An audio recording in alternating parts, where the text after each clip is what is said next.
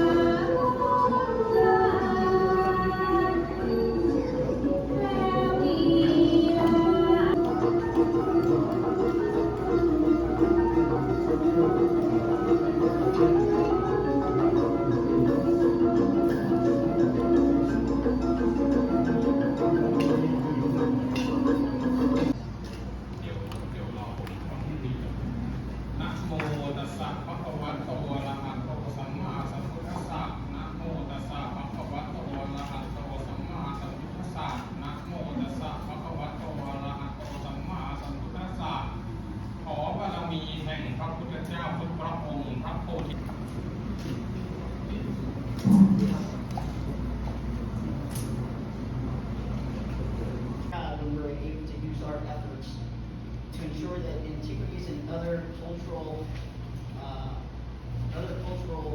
heritage is returned to where it appropriately belongs. This case demonstrates the vast tools that our American legal system encompasses to ensure that such justice occurs. Here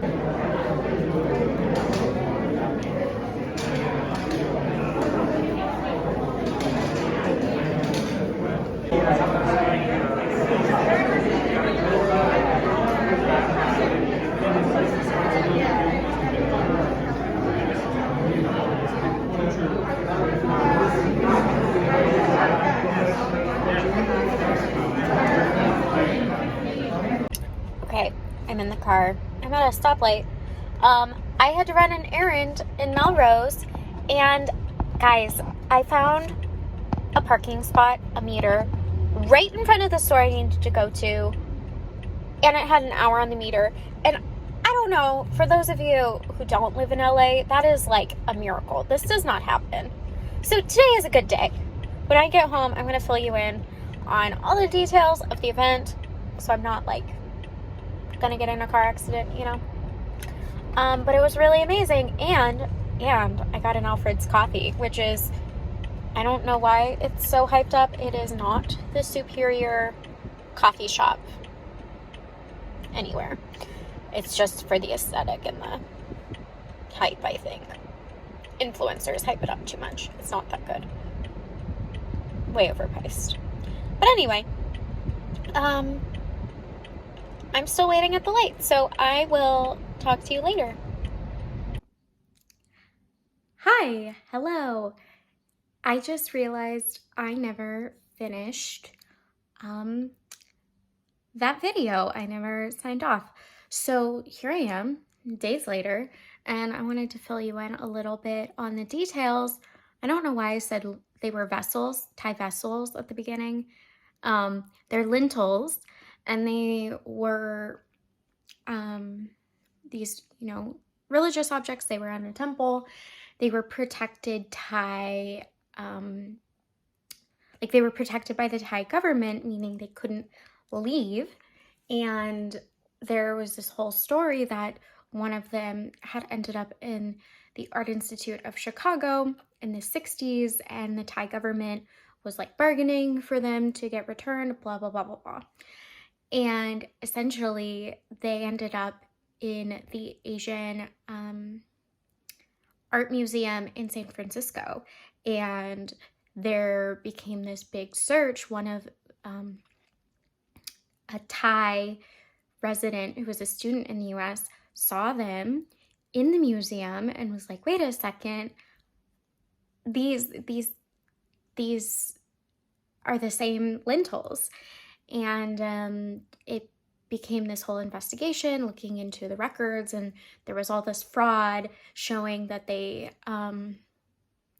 had forged or mishandled the provenance. And basically, for what that means is provenance is where the object was found and the history of where the objects lived before the current museum. So like if I made something, in my room, the provenance would be like Los Angeles, California, 2021, if I made it this year.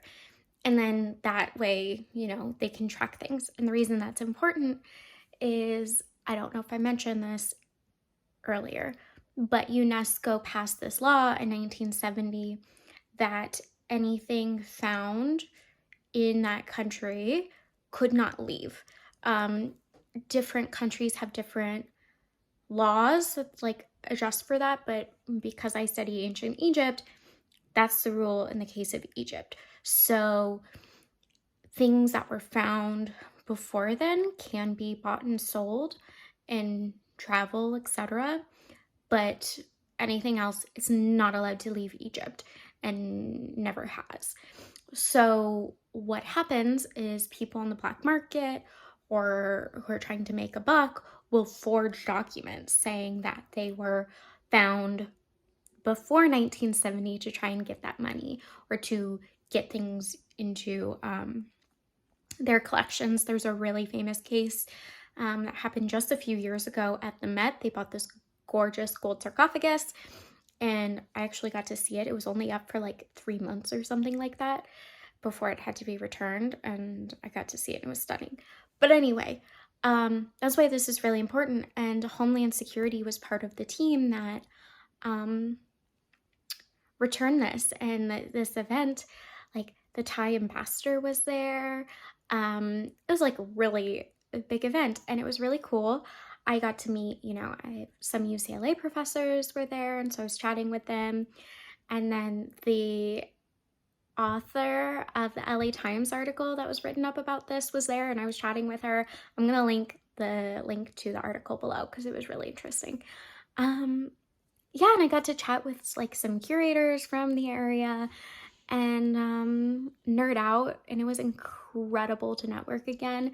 Like, I thought I was gonna lose all social skills, but like I think for the first time I got to nerd out about things that I'm interested in. And yeah, and I mean, this is an area that like archaeologists help with this type of work, and academics work with this type of work, in conjunction with Homeland Security.